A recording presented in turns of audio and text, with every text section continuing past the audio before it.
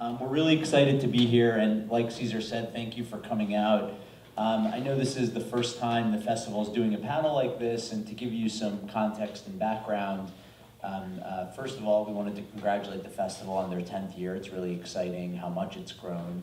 And the reason that we wanted to put together an amazing panel about branded storytelling is because we think now, after 10 years of this festival, branded content has become a major part of artistic storytelling and filmmaking, and it's not just advertising anymore. It definitely serves to promote brands and what they want to sell, but there's been a lot of amazing work that's happened over the past couple of years, past year, and we brought together a panel of our top experts in this field from different ways. So I'm going to let them tell you more about them, but I'm just going to invite them up on stage now. So Sammi, Cameron, Claire, Melanie, please join us.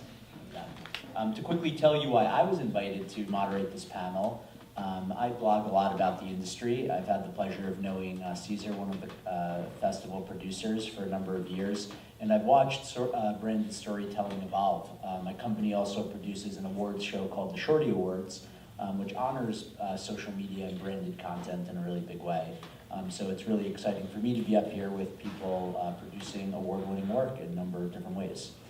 Hi, I'm Sammi Mendenhall. I'm a casting director and content producer. I've been casting real people for reality television, for branded content for the past 20 years.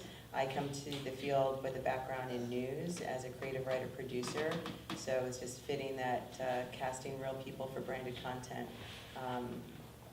is now my current role in the industry. Quick and dirty. Thank you. Can everyone hear me? Mm-hmm. Okay. Oh, there we go. Cameron. Hello. I'll take that. Hello, my name's Cameron. I am the Executive Creative Director at Virtue, which is Vice Media's creative services agency. We help brands make things that people actually give a shit about, and things that people actually want to spend time with, and help brands kind of contribute and make things within culture that that people are attracted to, and that people, I guess, see the brand as serving more of a purpose than the product that they're selling. Thank you. Claire. Hi everyone, I'm Claire Stein. I'm the Director of Creative Strategy at Attention. And Attention is an issues-driven media company that produces mainly videos as well as other content with a very social-first perspective. So as Director of Creative Strategy, I work with brands to help lend them the attention voice, figure out how we can best talk about the social issues that are credible for them to speak about, and reach our audience in a way that's authentic. And before that, I worked with Melanie at T-Brand Studio at the New York Times. So I'll pass that. So I'm Melanie Diesel. I did formerly work at the New York Times as the first editor of branded content there. My background is journalism, so I've always taken a very editorial, very authentic approach to brand storytelling. I believe that brands can tell deeper, more important stories that people actually give a shit about as well. So I was at the New York Times. I helped lay the groundwork for The Foundry, which is Time Inc.'s branded content studio that services all 35 US publications. So Time, People, Entertainment Weekly, Sports Illustrated, a lot of the big brands that we know and love. And I now work as a branded content strategist and consultant, so I'm helping publishers and brands set up their own content teams to tell these kinds of important stories. Great, thank you all. And jump right into some examples. We'll talk about kind of strategy and processes in a bit. But I'd love for each of you just to kind of share one specific example of a piece of branded content you either produced or that you were involved with that you're proud of, or even if not, something that you think we should be paying attention to. And we'll start with you, Melanie. Sure. So the piece that is, it's sort of like my free bird. Like, this is the one that everyone always wants me to talk about, no matter what. Your Sopranos moment. So back in 2014 at the T-Brand Studio, Netflix came to us and said, Orange is the New Black, their show about women in prison, season 2 is coming out, and we want people to know that there's more to this show, that it's not just about kind of funny characters in silly situations, that there are actually very real social justice issues at the core of this show, and it's based on a true story, based on a book. So our task was to figure out, how do we tell that story about women in prison in a New York Times way, and it's a way that meets the New York Times standard of quality. So what we ended up producing at T-Brand was a long-form investigative piece about women's experience of incarceration. we dug into the issue of why women end up in prison, get out, and then actually end up back in prison a second time at a rate that's higher than men, which is not what you'd probably expect. If you're very curious, we can talk about that later. But we also did a 3-part mini documentary that our video team did. They went inside the LA County prison, talked to current inmates about what their experience was like, the impact on their families, their inability to find work when they got out of prison. And that piece for us was really a big deal because we showed that when a brand can adopt a journalistic mindset, they can create content that meets journalistic standards. The piece was widely covered by the industry press. We won a number of awards. Some students in Denmark wrote a thesis about it, which was like very strange. But I think the biggest piece of praise for us was David Carr, the late media critic at the New York Times, actually tweeted it out and said, "All brand journalism doesn't suck." And we're like, we'll take that. That's about as good as it's going to get from him. But that's really the piece that we point to in a lot of instances, and I think the New York Times team still does, to show that brands can adopt sort of a journalistic approach to storytelling. Totally, and I mean, yeah, I think it's clear that what was so unique about that was it could have been, you know, a David Carr story, potentially, or, you know, whoever covers those issues at the Times. Claire, how about you? Yeah, well, the brand partnerships team at Attention has been around for about a year, and we've very quickly been able to put out a lot of work that I really love and I'm proud of, so it's hard to pick a favorite. I would say one of the things that I think is really interesting that we've done was a partnership with YouTube on a film that they made called This Is Everything, Gigi Gorgeous. And Gigi Gorgeous is a YouTube star who really documented her transition from man to woman across the years to her YouTube audience and really grew an engaged audience. So YouTube created a documentary based on her story that was really powerful and asked us to create content that would encourage our audience to go and watch it. And I think, you know, the easy solution would have been for us to just take pieces of that story that they'd already created and sort of splice it up, apply our social best practices in a way that made sense, and that might have worked well, but we wanted to just apply a little bit more of our own editorial voice and go the extra mile. So we actually did independent casting and worked with other YouTube transgender individuals to tell their stories and capture original footage, and we created a 4-part series that was really diving into very specific moments and sort of pieces of the transgender experience, everything from body dysphoria to surgery. We had one episode focused on each specific topic, and we're able to tell really powerful stories without really relying at all on the documentary itself. But we're able to drive people, you know, pique their interest to watch the full-length documentary that was the story of Gigi. And so I thought that was just a really exciting moment that YouTube allowed us to sort of step outside the bounds of their documentary and do something that we were really passionate about and thought met their brand goals while also fitting in more closely with the Attention voice and editorial ethos. Thank you. Yeah, and Gigi's amazing. Everyone should check her out. Has anyone followed her YouTube or know of her? Yeah, it's a little bright in our eyes, but I can see some hands. She's also a recent Shorty Award winner too, so definitely impressed with her work. Cameron. We make a lot of docs for brands. I think like that's what Vice does. We make hard-hitting documentaries and immerse ourselves in the topic and go deep. So naturally, a lot of the previous work we've done with brands is of that nature. With Johnny Walker, we have a program called Storyline, which is about commissioning young filmmakers to tell stories about people that are pushing culture forward or pushing social issues forward. The first one of those films was based on an artist who works on the Tijuana and San Diego border and paints the wall that's there so that the color of the sky sort of kind of disappears, and through that was able to tell little stories about some of the families and separations that's happening in that space. But then we also do kind of the other side, like, you know, I think that the world has a lot of docs, and you know, we're currently working on getting a rap group called Run the Jewels to read the novel The Goldfinch from start to finish in a hotel room and putting that 14-hour video on YouTube. And I think so we do hard-hitting social stuff, but then just as much enjoy things that are kind of entertaining. Can you share who the brand is that's you're working with for the rap group, or? I wouldn't be able to do that. Okay, well, I thought I'd try, but that's totally fair. It wasn't intentional to put you on the spot. Sammi. Well, for me, every project that I do is really personal because casting real people, you get to know so much about people's lives from every different genre, from every different walk of life. But there are two projects, and I'm just going to be real brief. One's for Honey Maid, and the campaign was called Wholesome.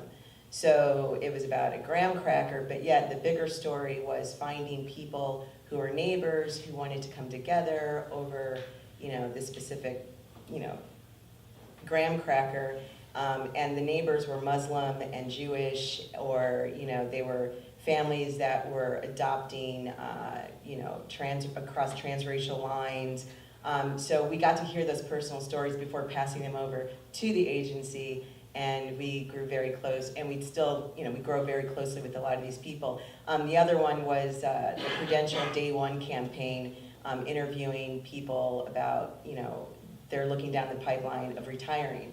And so we laughed with a lot of people, we cried with a lot of people, and it makes you think about your own retirement. So, yeah, those are very personal. Those are great examples, and I think a general theme, if it's not obvious, is social good, social impact. I think it's a no-brainer that a lot of brands are succeeding when they're creating editorial branded content to actually find a situation, find something that's going to resonate with people. And so I think, one thing to think about as those of you in the room who are producers or creating films, especially on the documentary side or nonfiction side, can think about how to fund what you're doing by not necessarily just crowdfunding or traditional fundraising, but identifying the right brand who might want to do that.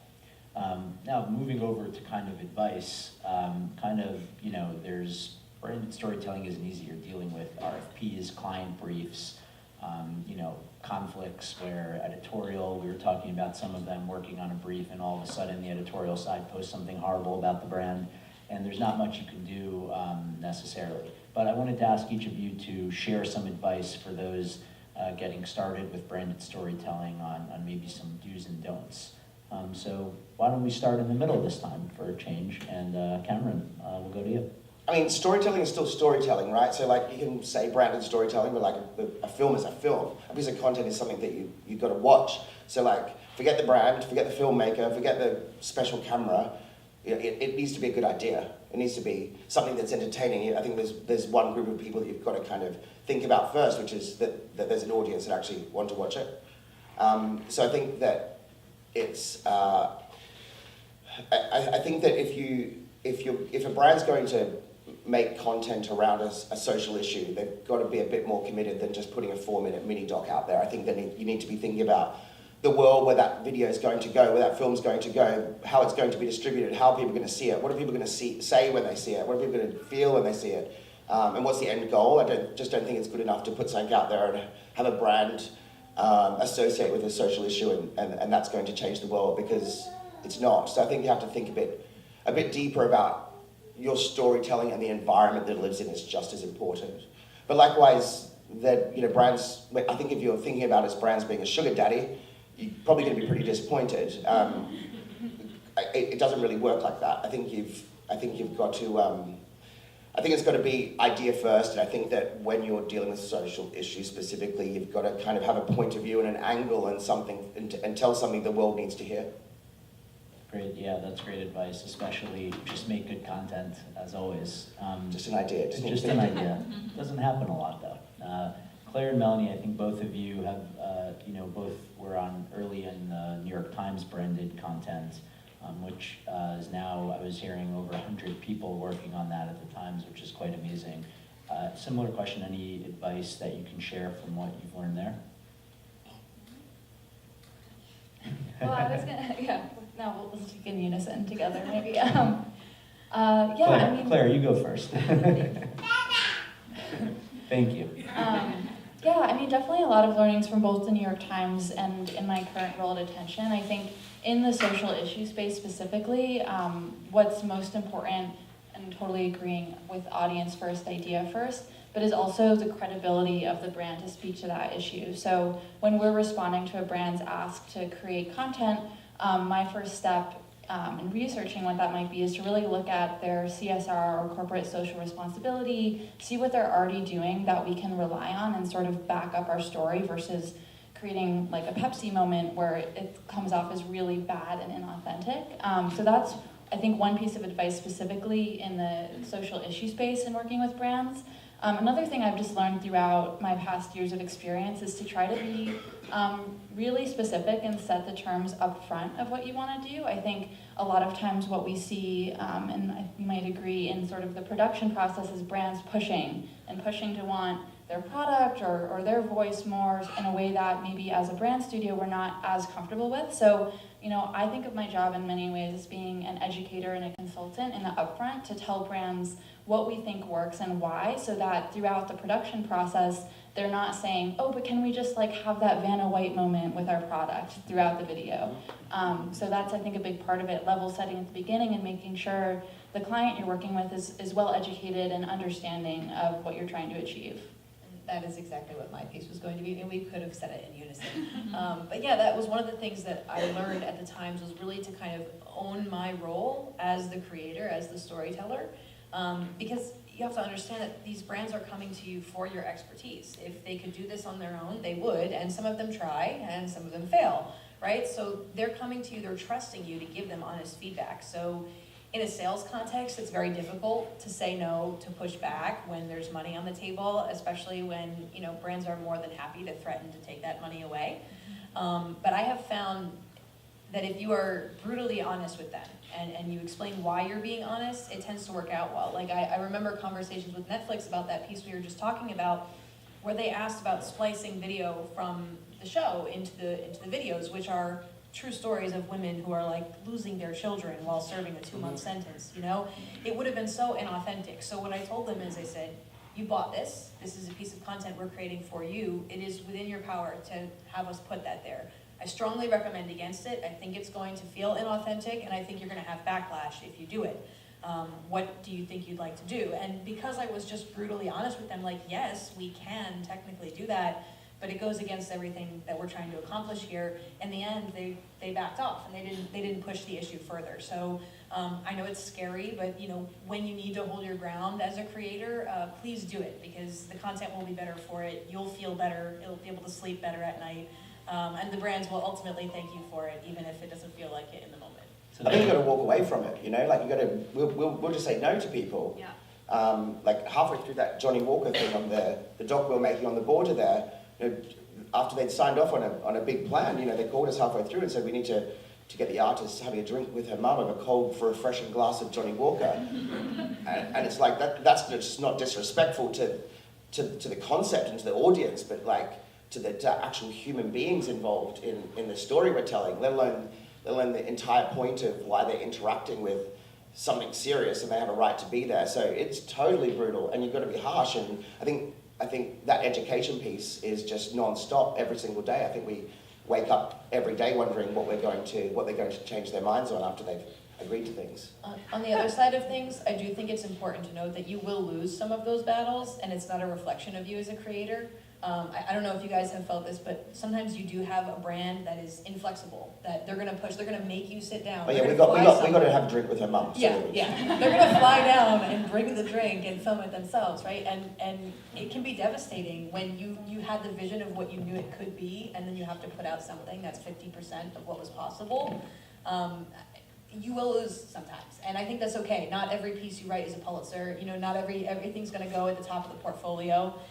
But yeah, keep fighting the good fight. But you've got the integrity of the media platform to protect as well, right? Like New York Times advice that we got to, if we kind of make those decisions, then that messes with our integrity as a broadcaster, as a news source, and right through to the cameraman, the director, and everybody we're using. You know, so there's like a bigger picture you've got to protect, I think, with that. But you do have to fold sometimes.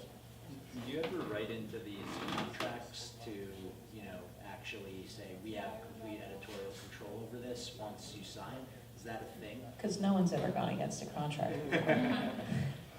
Yes. Yes, you do that. Yeah, absolutely. I mean, and there's times where there's different types of ways you can work with.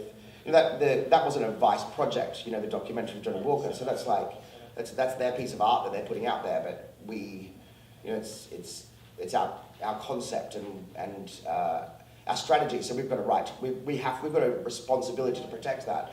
But then there's a lot of arrangements where the brand literally can have no say in what they're buying into, and that is made very clear at the start and drives people bananas. But that's the way it is, and that creates the best work. So. I do think it's important to have those conversations up front too, because one of the things you find very quickly is that everyone talks about these things in different terms, right? Like in my world, that would be a sponsored piece of content, right? It's sponsored, but it's completely editorial and the brand can't touch it. Then you have branded, maybe there's some sort of weird continuum in between with differing levels of brand influence. So yeah, definitely in the contract, have that conversation up front about what they can and can't. And yeah, and it's interesting, like I think it's so different based on the brand and who you're working with. Like you would think that every brand really wants to be involved in the story and sort of push their own agenda, push their product or their message or whatever it may be. But I found that there are a lot of brands that are more than happy to let creators do their work and sort of more thematically be relevant to the story. That being said, though, I think there have been, at least for me, some instances where there are huge benefits to doing the more integrated collaboration with a brand. For example, we're working on a project with Zillow right now. Zillow has a ton of data that is just really valuable for us as we're creating stories for them. It's like a long documentary series that we're doing with them. And so in that case, it's been really helpful to work sort of hand in hand with the brand because I think they're being additive to our process and to the story ultimately. But it's definitely good to set those distinctions up at the beginning. And I think to that point, like I think when we're proposing an idea that means handing control over to the creators, that is the idea. You know, that is like as big as what happens in front of the camera. So when it is something where we're saying we're going to get filmmakers to use your device to create on their terms, not only is that right for the audience because they know how to make films and someone who sells yogurt doesn't know how to make films. You know, it's like that's got to be what they buy into at the start. When it's about giving over creative control, we can set guardrails, we can set the brief, and they can input on that. But ultimately, it's about making the best stuff. And I think you've got to put that trust. And I think smart marketers know that, smart brands know that. Yeah. Can I just say one thing? Yes, please. It's like from a casting perspective. from a casting, my perspective is completely different. But when I get a creative deck and it says this is what we're looking for, this is the wish list, and I say okay, this, and this, I don't have that direct line to the brand. My direct line is to the producer, and I say this is what we're looking for, but this is not what exists. So then they go to the brand, and the brand's like, yeah, but that's what we need. I just did a project with a major retailer that's not really liked in a lot of big cities, or I should say smaller cities, because they come in and they kind of, you know, do away with the mom and pop shops. But in any event, they wanted a particular person who shops at their store, but to do that type of casting, sometimes I would send out people to do the casting undercover in the stores. We couldn't do that, so we kind of had to find people to kind of portray that, and you know, but it had to be authentic at the same time. So we have that disconnect when it comes to the brand, where the brand's like, this is what we want, and then we say, yeah, that's not the reality. Do you know what I mean? Like it's a challenge. From a casting perspective, what advice do you have for, you know, branded storyteller producers when it comes to finding the right people to use?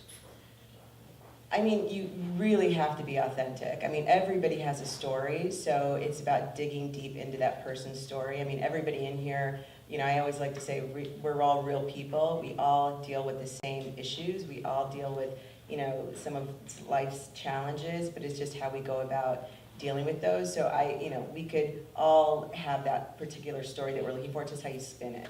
So we often like start with the story. So it's like the lady we worked with, the artist in Tijuana, is like, you can't cast her. You know, we find out someone who's pushing culture forward or challenging a social tension, and that person may have never ever been in front of a camera before. So that's a whole other. And that's how we find our people. Most of our people have never been in front of a camera. And, you know, when we do get them in front of the camera, like, I've never done this before, I don't know what to say. I'm like, that's okay. It's just who you are. We just want to hear your story. Yeah. So. Yeah, that makes a lot of sense. And I think, you know, the reality is there are a lot of brands that aren't necessarily doing a great job doing all this. I think in the last 5 years especially, everyone's kind of aware of more branded content or sponsored content within major editorial channels, but not all of it's great. So I was hoping we can kind of switch a bit and either talk about a brand that you don't think is doing a good job, or a mistake that you could, highlight and learn from a project you did work on. Any volunteers to go first? It's all pretty rubbish, most of it. I'd say like 99.8% of branded content is absolute garbage that nobody watches, that people have paid views to watch. It ends up in a Vimeo graveyard, and it's not interesting. And that's the truth. But that 0.2% is a lot, right? Because there's a shitload of branded content being made every single day. And I think that's when you can get that formula right, where the brand wins, the creators win, the filmmaker wins, and the audience gets something interesting. And I think like when you can get that circle of trust right, I think that's the stuff that works. Any specific examples, Cameron, or specific mistakes that come to mind? The thing Old Spice did last week, which was like a 2-hour invisible film, was really good. I watched that. It's just nothing but subtitles and a black screen. But I think I guess there's 90-second to 2-minute pieces of content, branded content that are out there. I think just aren't playing by the internet rules. I think it's kind of stuff that has new formats that generally wins. It's 6-second films, or it's a 22-minute miniseries. So I think it's like when people are experimenting with the way the audience wants to consume it, as opposed to it being specific brands. I think a lot of brands can have a really good hit here because they tap into something, but I think for the most part, they just don't get that circle of trust right. Yeah, but just real quick. Sure. I was really excited to find out that the Prudential project that we did ended up being in movie theaters before the film. Whereas when we cast, people are like, well, where's this going to be seen? Is it going to be on mainstream television? I'm like, no, it's going to be online. But when? I'm like, I don't know exactly. Or, how can I find it? I'm like, maybe, I don't know. So I think, it's like where...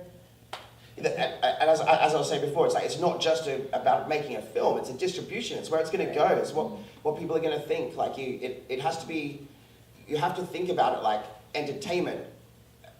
And that entertainment can be hard-hitting and real, that entertainment can be scripted and funny, but if it's not getting to people and it's not presented in the right way, it doesn't matter if Ford paid for it or if Paramount paid for it. It's sort of takes me back to it just being a good idea that is supported by a good home for that idea, a good place for that to live. So you've sort of got to start that, and that's not just an afterthought where you then connect with a media agency who then buys spots and dots to force people to watch that on pre-roll. That's not how we consume entertainment. You want people to actually want it and seek it out. So that film might start as a news story over here and then eventually come to the branded content might be a small part of a bigger ecosystem, and that's how you've got to think about it if you're going to do it right. It's just making an MP4 is not enough. Yep. Melanie, did you have? Well, I don't want to call anyone out specifically. I think we all have examples. We know when it doesn't work. You Give us feel one. it. Yeah, no. I'm still a consultant. I still need clients, But I think the thing that sticks out to me is when I can see a brand strategy when I'm watching the branded content, that takes me right out of the moment. And granted, we're all more prone to see those things than probably the average consumer.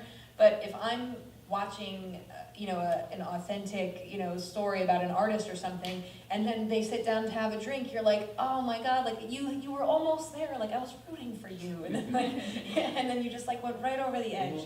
I think that's what hurts the most. Something that's been really helpful for me and sort of my, the way I work creatively at Attention is that we post everything from our organic Attention handles and reach an organic audience with it. So it's very much like a nail-biting experience when we publish a piece of branded content, because we're is this going to do well organically? And we will apply paid media to reach a specific audience if that's what the brand wants. But something that I would run into previously is, you'd end up making so many compromises throughout the process with the brand, and ultimately you would just sort of throw up your hands and be like, whatever, we'll pay for the views anyway. And I feel like that is just such a kind of devastating thing to say, because you really want what you're creating to resonate with people in a way that's natural, and you're not, like you said, forcing it in front of them. So I think challenging yourself to think, is this something that people would want to watch in their feed and not something that they're going to be forced to see as they're, waiting to watch another video that they're actually interested in. is definitely a really good filter to think about in the creative process. Yeah, agreed. I think there's one mistake I see a lot of car brands making when trying to do branded content. I would mention it, I just don't remember which one, which is part of the problem. But there's always these lots of branded content where, there'll be this story, but the car is like always in it. And they're trying to tell a really good story, but all of a sudden, like, wait, why did they need to drive there? Or like, why? And it's so obvious, and I think as, someone who's not storytellers like the folks here, I think it's so obvious to see like, oh, there's the brand strategy. You're trying to like make the toothpaste appear in every part of the story, and it could have been a good story if you just would have brushed your teeth once instead of brushing your teeth every But I think the 5 products could go in there. You can put the car and the toothpaste in there. Yeah. If it's like a natural context, like every shot's been 4 seconds and then we're watching him brush his teeth for an hour. I think it works. I'm not anti-product placement. It's just like that shouldn't be the centerpiece of the video. And I think you have to work out what your audience wants. Like I don't think you need to spend $1 billion to make this artistic film and the whole year spent designing a campaign around this one video, this one film, this one masterpiece. It's like, make lots of it, make heaps of it, and like learn from how people respond to it, except you're gonna make some stuff that doesn't resonate or stuff that needs support or needs a different strategy. But like, I think it's about high concept and low definition. It's like getting to know your audience and doing it more regularly than just hovering around one big masterpiece. Yes. We did a piece, actually I won't say where because then you can figure it out, but we did a piece for an airline where they wanted to talk about people traveling with purpose. So like, again, feels very earnest. They found people who traveled to do research for the environment. They found someone who was going on their honeymoon to meet their wife's family for the first time overseas. And so we had this grand vision of like following their purpose, documenting this trip that means so much to them. And we sent them the first cut. We were so excited. It was beautiful. It was well shot. I mean, it was amazing and like, tear-jerking. And they were like, do you think we can get some shots of a first-class cabin maybe in that first part? And I said, well, you didn't even fly them first class, so absolutely not.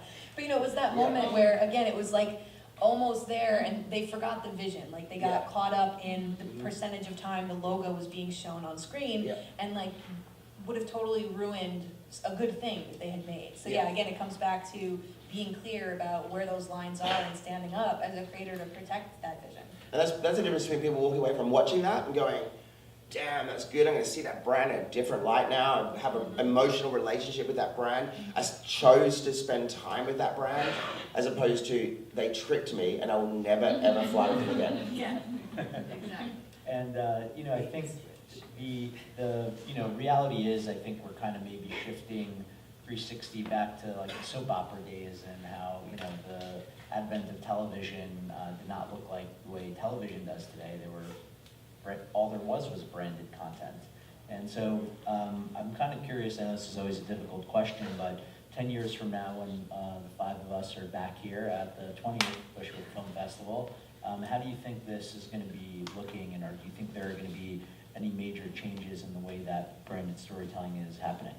And Sammi, maybe we could start with you, if I'm not putting you on the spot.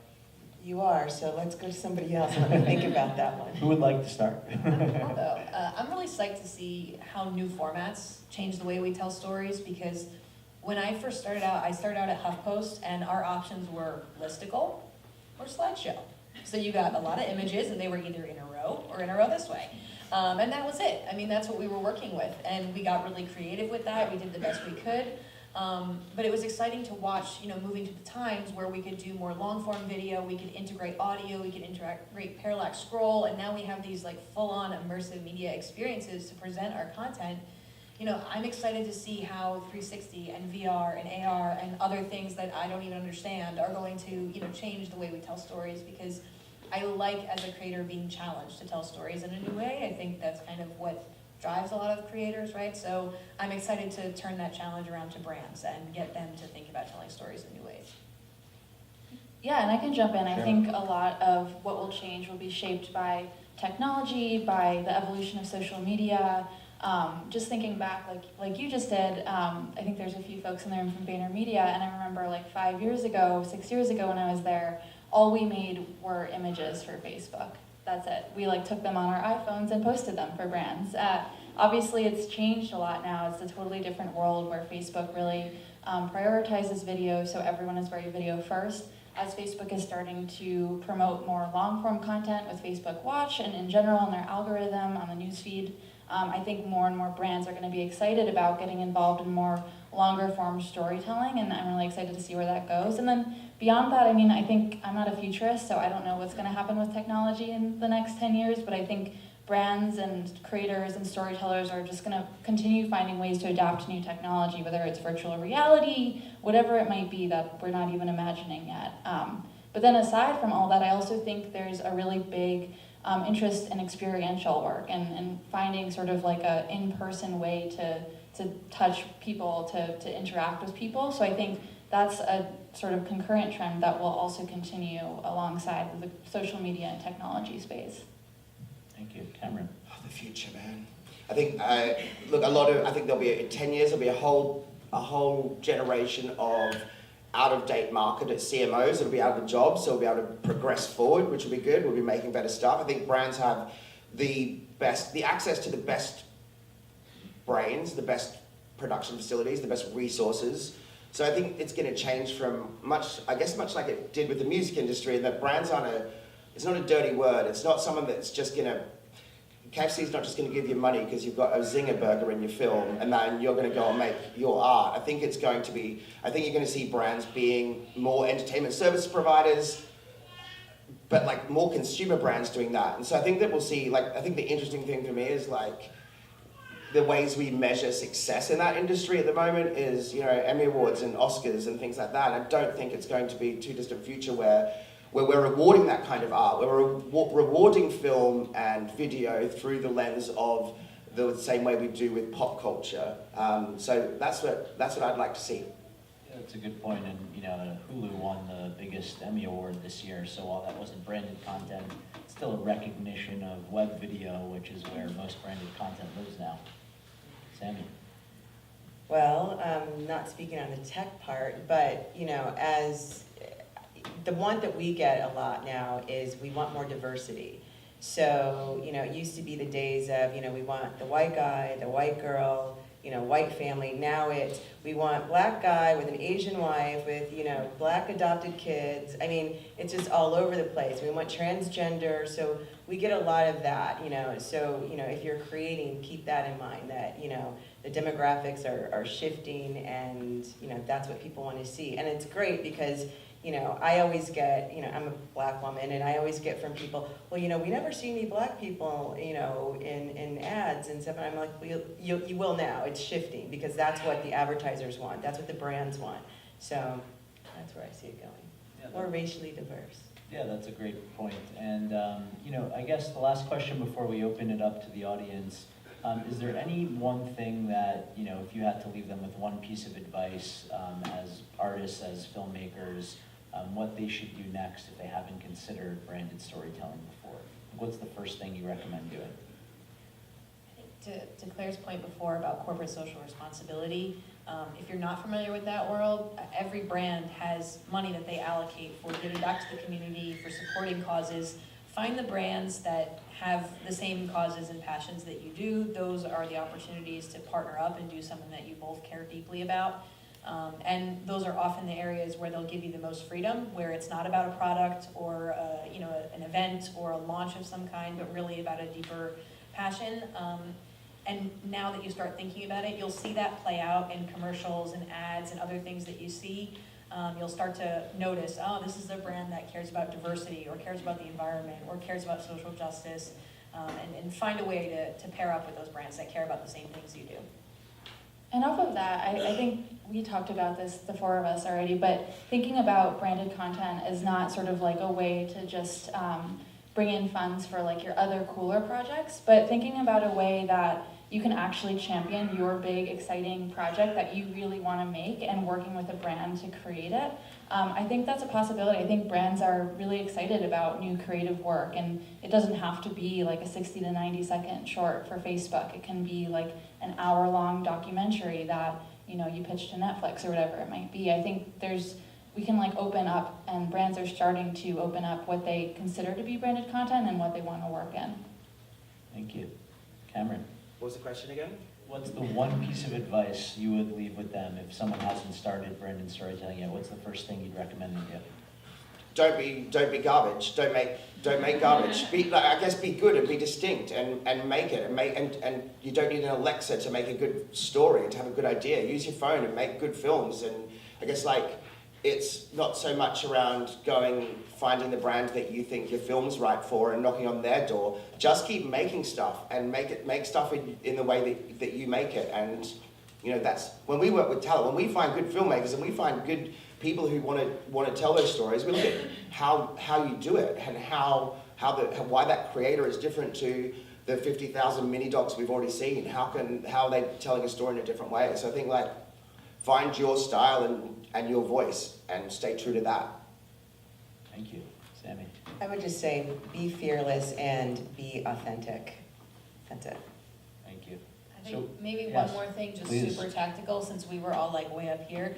This kind of spending happens like 6 to 12 months before the project ever launches. So occasionally I'll get someone who will reach out to me and say like, oh, my new project is coming out in 2 weeks. Do you think I can get a brand to sponsor it? And I'm like, they spent that money a year ago. So if you are working on one of these big projects, start thinking about this stuff early, because the sooner you bring that partner in, 6, 8, 12 months in advance, the deeper that partnership is gonna be and the better the final product will be as a collaboration. Great. I'm Sean, type of short at the Bushwick Film Festival program tonight, called Poop Emoji. Awesome. Yeah, I was just wondering about the current culture, corporate culture of acquisitions and merging that's happening in airlines and media companies everywhere, basically. Everyone's merging, everything's becoming bigger and bigger and bigger, and the smaller companies are not really coming out. How is this affecting brands? Is everything sort of like monotonizing, or like what's going on with that? Are you guys looking at what's going on? Yeah. Thank you.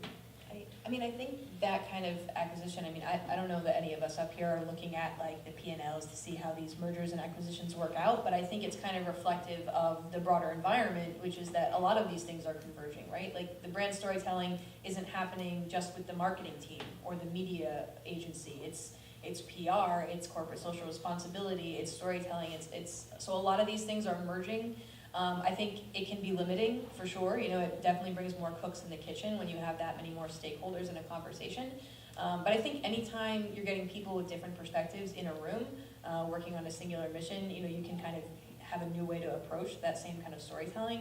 And my hope would be is that, you know, if you get an airline and a hotel partner and a car partner, you know, working together, that they're going to be able to tell a more sweeping story in a more cohesive way than, you know, if they didn't have the perspective otherwise. But then a brand is still a brand, right? So like everyone can merge and converge and dirge and do all that, and that's cool. But like, you know, you still have to have it. Like they're still wanting to portray their brand values to somebody. So I don't think that the power and influence of a brand, whether it's the brand is Justin Bieber or whether the brand is Dove soap, like they still exist, and that's psychology, and that's what we buy, and that's what we consume. So nothing's changing in that. If anything, maybe there's just less brands because two of them merged and changed the name into one, but there's a brand still.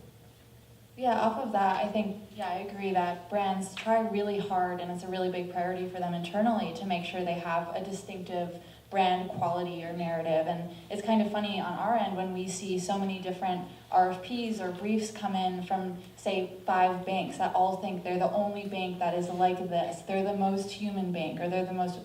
There's a lot of similarity, so I think in some cases as storytellers, that work of helping them differentiate and create their own brand voice falls to us, and especially since we really are seeing that cross-section of like, oh, you think you're very different from the rest, huh? Well, I don't know. Because there's no such thing as a human bank, like they're a bank, right? It's all bullshit. We all really want to feel human. Every single auto brief says only Mazda drivers love their Mazda, Right. right? But also Subaru and Lexus, right? So yeah, I think, you know, in those instances where there's a merging happening, that differentiation becomes even more important. So there's definitely an opportunity to help with that, like Claire said. I think there are also equal number of, you know, new brands that were born out of branded storytelling, like Casper or Warby Parker or Poppin, and that, you know, there's going to be a new class of big companies that will merge and become the big ones in 10 years. But, you know, I'm a big believer in that, you know, while all that convergence happens and it makes it harder for the smaller guy or gal, there's always going to be, you know, innovation that comes right behind it. Dollar Shave Club, like Dollar Shave they started as is a piece of content that made them $1 billion business and got them bought, you know. Yeah, well said.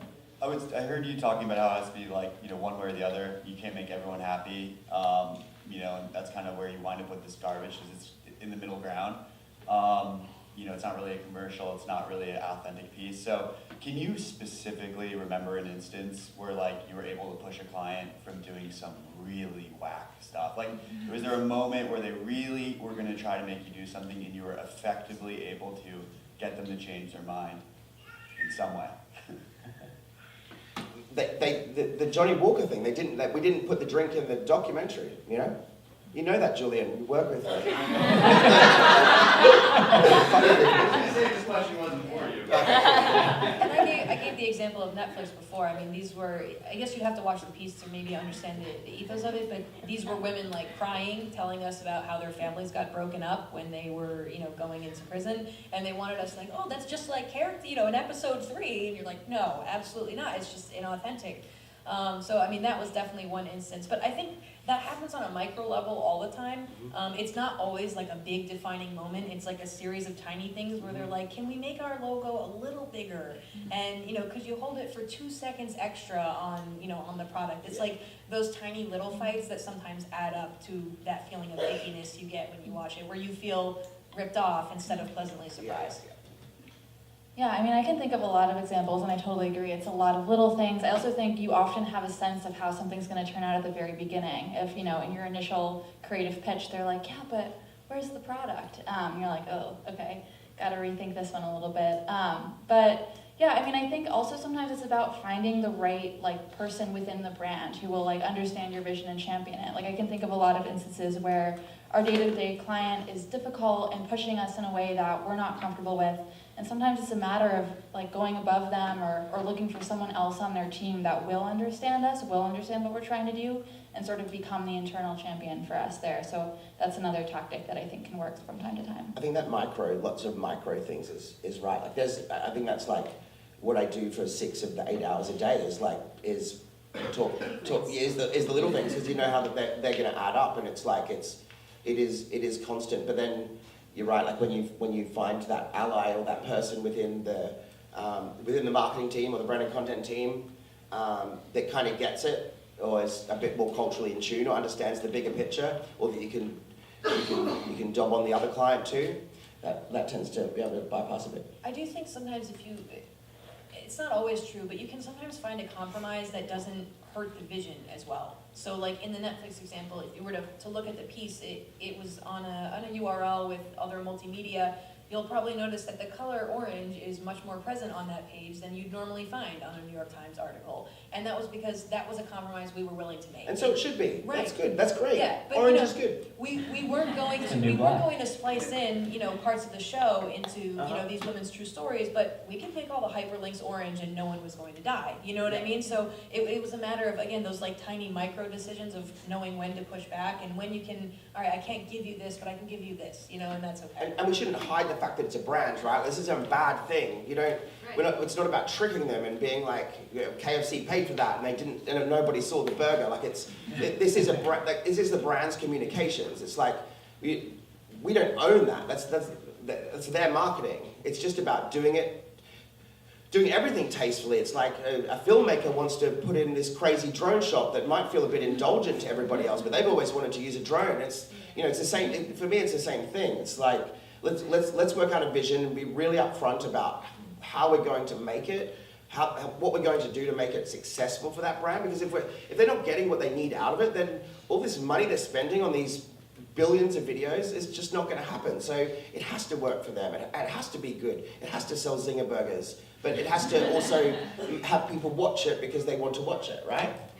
You know, just from a casting standpoint, when a brand forgets that they wanted real people for a certain spot, they forget that these real people have real lives with real schedules, with real kids, and I'm like, you have to take into consideration that you want them, as much as they want to do this spot, but let's work together to make it happen, because a lot of times brands, You know, they're used to working with actors and people who are getting paid a lot of money to do this. I'm like, and with branded content casting, you know, they don't get paid a lot of money to do this. You know, we have to tell them, this is your opportunity to share a piece of your life and, you know, help other people, or to use this brand to help other people. So for me, that a big pushback with brands would be like, respect the fact that these are real people with real lives. Totally. We're just like editing a project about, we went and got advice from humans all around America, got people to give advice for the next generation, and like we're being asked to, that we could have, if that advice could be different. It's like, no, these are real people, remember, that this is their advice, this is their life, and what informed that, and what they're, you know, it's like you're literally explaining the science of humanity to people, to and what they're brought into. It's like development, or the creative has, sometimes with, you know, real people casting for branded content, they forgot that they're people themselves. Yeah. It's like that. They might have to go to work occasionally, you know? Yeah. You can't be in their kitchen all day. Like I just did a Disney World campaign, and the family had to be available to go to Disney World the next week, through the week. And I'm like, these kids are in school. They're like, yeah, but that's okay, we're gonna pay them some money. I'm like, okay. Yeah. So, but we made it happen. Have to pay them Yeah, money. we're getting money. Yes, over there. Hi, my name's Miriam. Can you say a little bit more about what the needs are of a brand when they're deciding to create either a commercial or branded content or sponsored content, just what outcomes they're looking for, and is it ultimately just about selling more product, or are there really other like authentic goals they're looking for? And then for you as the creators, when you're assessing what your most successful projects are they the same indicators of success, or like what's success look like for you? So in most instances, at least for the three of us, we're getting a RFP or a brief from the brand that tells us usually what their KPIs, their key performance indicators are. And I would say broadly they fall into one of three buckets. It's either awareness, where you know they've got to do something or they care about something and they want people to know about it. It's engagement. They want some sort of contribution. They want shares. They want to solicit feedback, or they want conversions. And I would say that the best stuff is usually more over on this side, where it's more about awareness and engagement, because a story can be the core there. The closer it gets to being conversion-based, the more you have to talk about and show and focus on the product, and the story tends to be lost. There are exceptions, for sure. I mean, if you think about a fashion magazine, that's already going to have, you know, all their content's already going to have products, so it's not weird to be talking about makeup or clothing or something like that. But I think the most authentic stories happen when you're talking about engagement, and in those cases it's going to be things like views, impressions, page views, you know, things like that. Conversion is usually where they're talking more about foot traffic in the store, or product sold, or clicks on a specific link that drives to the website. Yeah, that's like the high view. But as a creator, my favorite stuff is sometimes the same, but it's often very different. You know, a lot of times you'll have a branded content piece where they're like, well, it didn't sell that many products, or it didn't drive as much traffic to our website. And you're like, yes, but did you read the comments? People are crying, you know? And so, yeah, they're not always aligned, but from a sales perspective, you want to make sure you're at least on the same page when you set out to set that vision.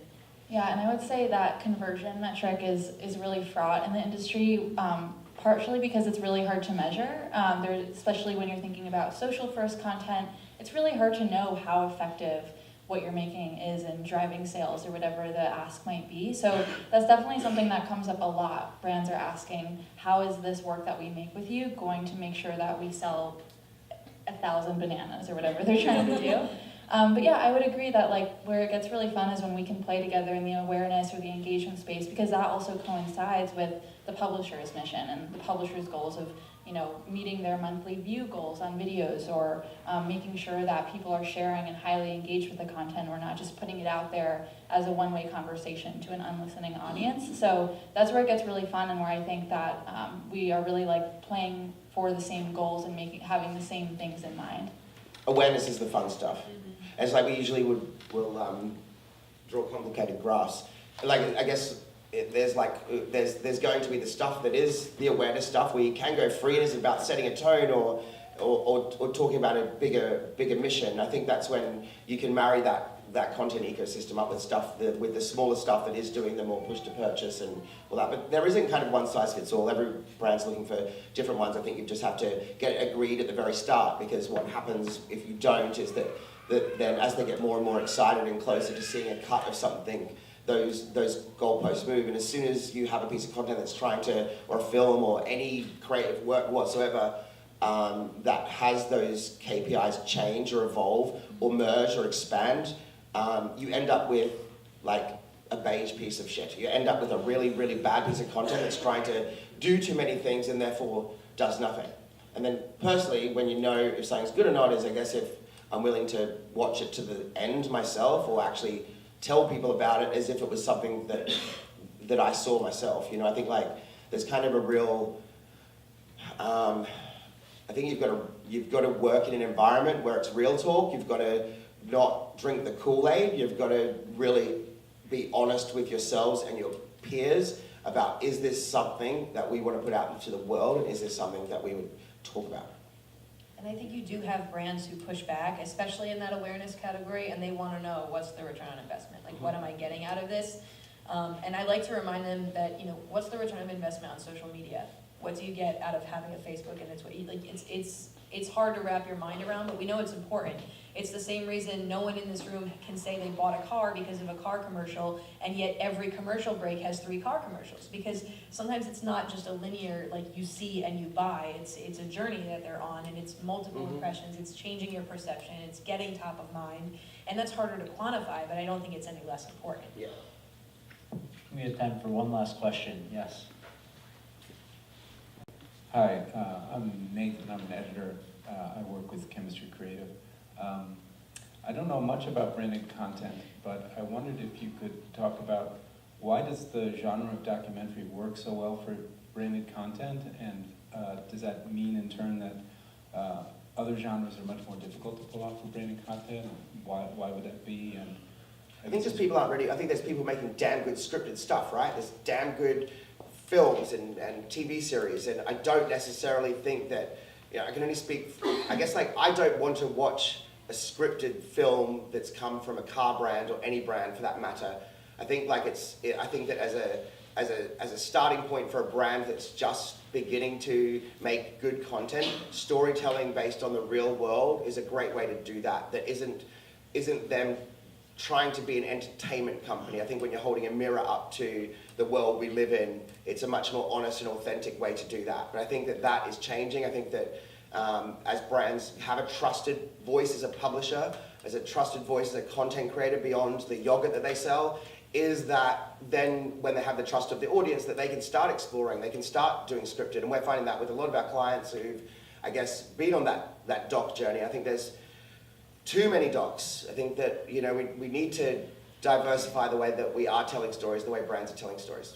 I think a big part of it is, too, that one of the things consumers fear about branded content, like you were just saying, is that it's inauthentic.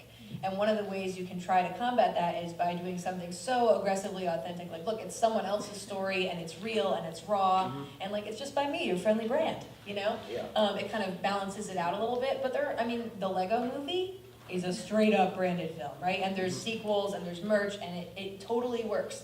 So I think there are exceptions, but I think doc is the easiest one to go to because it allows a brand to let someone else tell a story and to get the halo effect of whatever that mission happens to be. And I personally don't think that docs are always the best format for brands. I think a lot of it also depends on the brand's tone. And when, you know, in the RFPs that we get from brands, you see a lot of the same words again and again of brands describing themselves as authentic is a really big word, or human, or these kinds of words that you see so much that they become a little jargony. But I think there are certain brands out there that are willing to take risks, are more quirky or irreverent. And I think that those are really big opportunities to play outside of the doc space. Yeah, like what's the brand's role in culture? So Dove makes soap. I don't want to get comedy from Dove. But Samsung make devices that you can make films on. So that's when it makes sense that, well, let's put that device in the hands of a creator and make some really cool stuff that they make. And that can be scripted, that can be animation, that can be whatever it wants to. And I think it really comes down to the cultural space that brand not just has a right to play in, but that kind of works for my psychology as a consumer of what I'm going to believe and choose to spend my time with. Sammi, any last thoughts? No, that Okay. sounds great. I agree with everything they just said. As do I. Let's give our panelists a big round of applause.